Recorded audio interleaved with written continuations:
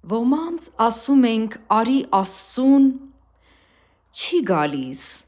ընկնում է ծանր խնդիրների մեջ, հանդիպում ես նորից ես ասում արի Աստծուն, էլի չի գալիս, մինչև մեղքի խայթոցը լյարդին է հասնում, շնչահեղձ անելով մարդկային նուրբ հոգին ու սիրտը, տառապած, տանջված, չարից մեղքից հարստահարված, հազիվհազ գալիս է Տիրոջ տուն, իսկ ոմանք մինչև մահվան շեմ մերժում են փրկության կանչը: Այսպես է լինելու նաև աշխարհի վերջում,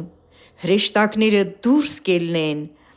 և արդարների մեջից չարերին կզատեն ու նրանց կրակի հնոցը կգցեն, այնտեղ կլինի լաց և ատամների կրճտոց: